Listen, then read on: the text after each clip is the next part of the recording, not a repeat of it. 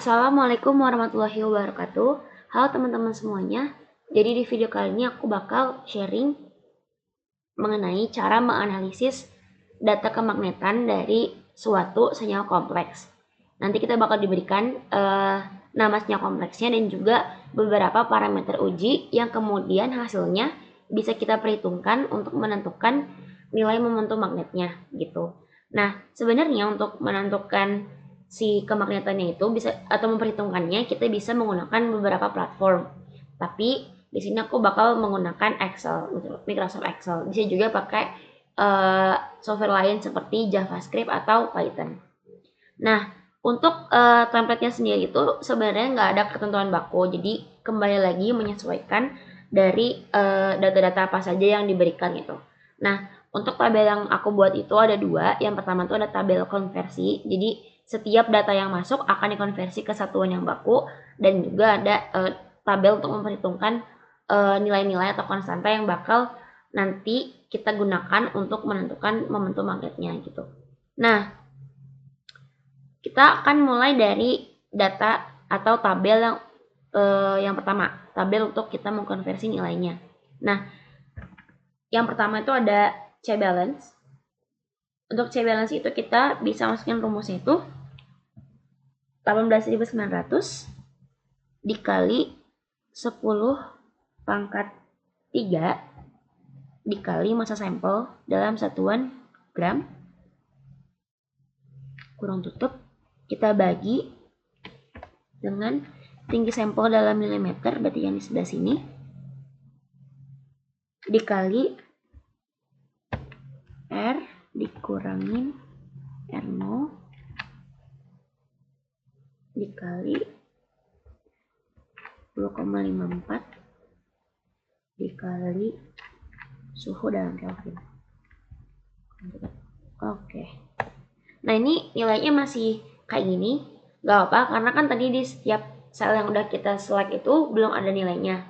Nanti kalau misalkan semua data udah masuk, dia bakal otomatis terhitung sendiri gitu. Nah, untuk suhu, di sini kan kita bakal nge-input data dalam satuan derajat Celcius. Tapi kan kita butuhnya dalam satuan Kelvin. Jadi untuk nilai konversinya, kita bisa klik suhu yang di sini, nilai suhu yang di sini, kita ditambah 273,15. Jadi dia bakal terkonversi dalam satuan Kelvin itu. Untuk massa tabung kosong itu dia satuannya tetap dalam gram. Untuk RO juga dia nggak ada perubahan atau nggak ada konversi. Untuk tinggi sampel, dia kita bakal dapat data berupa milimeter, tapi kita harus ubah ke dalam bentuk sentimeter. Jadi setiap input data tinggi sampel dalam tabung dalam milimeter akan kita bagi dengan 10. Untuk R juga nggak ada perubahan. Untuk massa tabung plus sampel juga nggak ada perubahan. Untuk massa molar juga nggak ada perubahan. Nah, untuk massa sampel itu tuh nanti kita nggak akan dapat mutlak berapa berat sampelnya, tapi bisa kita perhitungkan dari selisih antara massa tabung plus sampel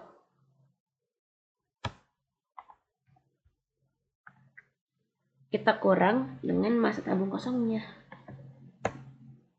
Gitu. Nah, oke, ini untuk tabel konversi sudah kita setting semuanya.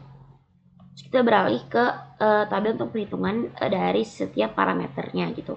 Jadi yang pertama itu ada kerentanan magnetik atau XG.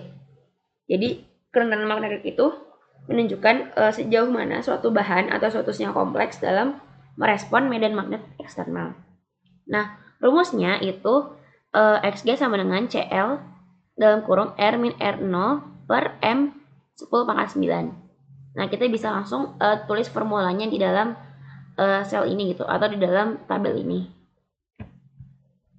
Caranya kita tinggal klik C-balance-nya di sini. Kita kurung tutup dulu. Habis itu kita kali sama L tuh tinggi sampel dalam tabung dalam satuan cm yang dikonversi. Oke. Habis itu kita kali lagi sama R min R0 nya, R min R0 akan bentuk 2 kali, habis itu kita bagi sama massa sampel ya tadi ya, sama massa sampel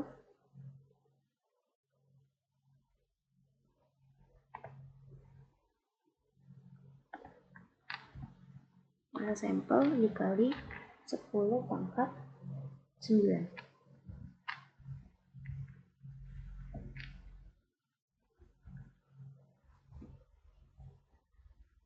Oke. Selanjutnya kita bakal masukin rumus untuk XM atau kerentanan molar. Jadi untuk kerentanan molar itu kita tinggal kali aja si nilai X yang tadi kita dapetin dengan massa molar sampel atau massa molar senyawa kompleksnya.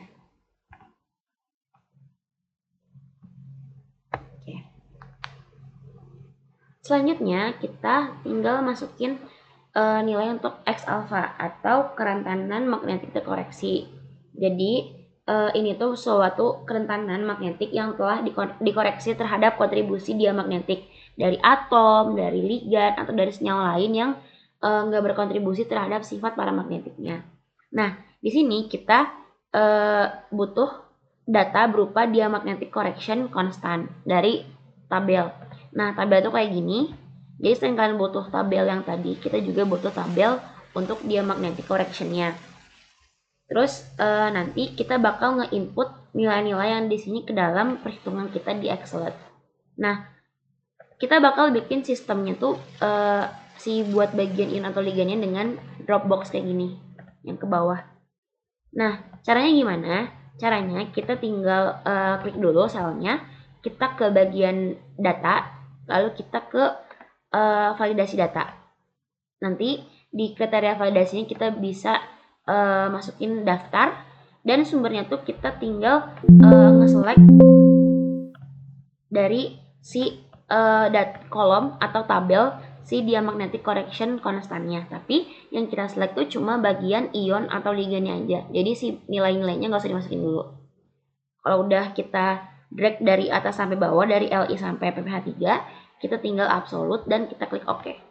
Nanti dia bakal otomatis muncul kayak gini. Jadi kita nggak perlu nge-copy paste satu-satu gitu.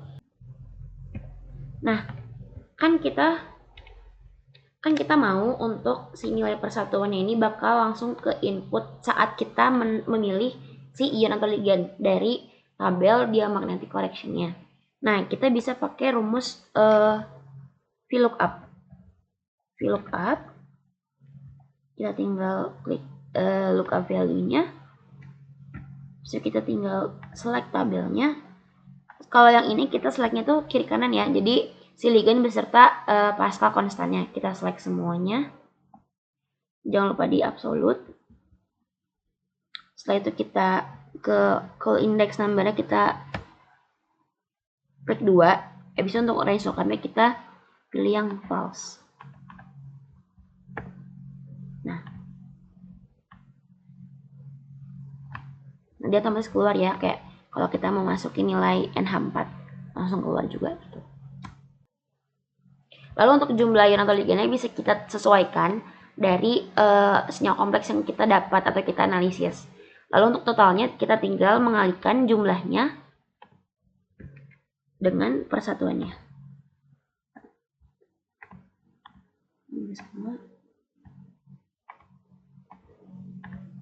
Oke. Nah, untuk totalnya kita tinggal masukin nilai sum, formula sum. Dari sini sampai sini. Nah, untuk total konversinya, hasil total yang kita dapatkan ini kita kali dengan 10 pangkat min 6.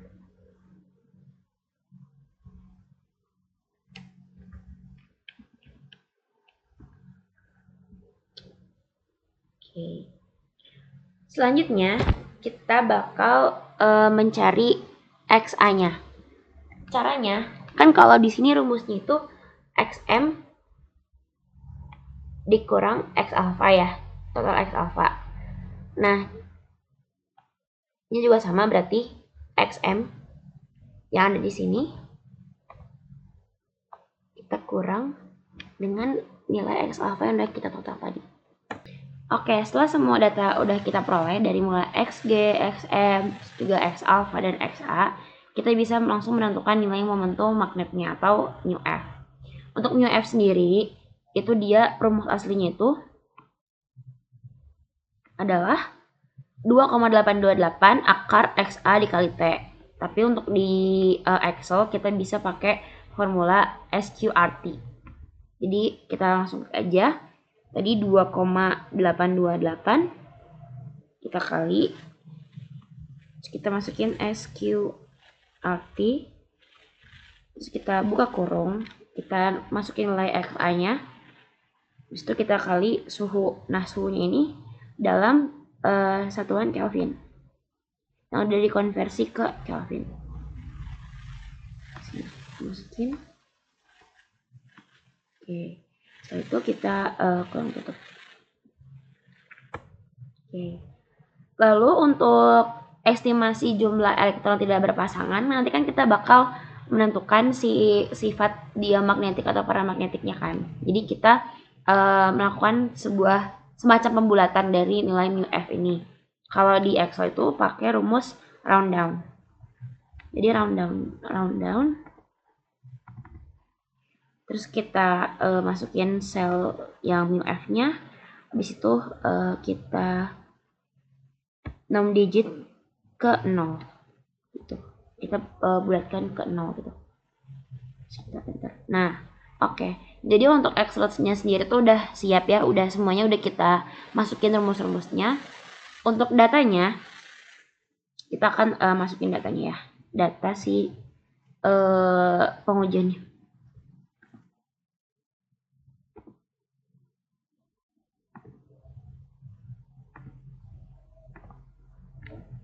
Ya, ini untuk data yang akan kita analisis ya. Jadi pertama data C balance, ada suhu, massa tabung kosong, RO, tinggi sampel dalam tabung, R, massa tabung plus sampel, dan senyawanya itu kita pakai Fe, C2O4, 2H2O. Nah, ini kan udah ada ya data C balance, sedangkan tadi di awal kita udah menghitung juga pakai rumus ya C balance. Nah, kenapa dihitung lagi? Karena berdasarkan literatur itu nggak mungkin kalau C balance tuh nilainya 0. Dia menunjukkan bahwa tidak ada aktivitas magnetik itu di dalam senyawa kompleksnya. Makanya kita harus perhitungkan lagi dengan rumus yang tadi di awal. Nah, untuk C balance tadi, berarti ini kita keep dulu aja. Kita masukin suhunya. Suhunya itu ada 26 derajat. Nah, dia akan otomatis keganti ya di bagian nilai konversinya jadi Kelvin. Untuk massa tabung kosong itu 0,7731 gram. Untuk RO-nya itu dia minus 25. Selanjutnya kita masukin data sampel yaitu 2,5 cm. Untuk R-nya 2050. Untuk massa tabung plus sampelnya itu ada di 0,8795 gram. Massa molarnya itu ada di 179,9. Untuk massa sampelnya tadi ya, yang massa tabung plus sampel dikurangi sama massa tabung kosong. Jadi hasilnya segini. Nah, ini kita udah masukin semua datanya. Tinggal kita masukin untuk X alpha-nya atau kerentanan magnetik terkoreksinya. Untuk ion ligannya itu yang pertama kita ada Fe2+ kan. Fe2+. Di sini Fe2+. Ini 13. Lalu ada ligan oksalat atau C2O4. Lalu ada ligan air atau H2O. Di sini. Oke. Untuk Fe kan ada satu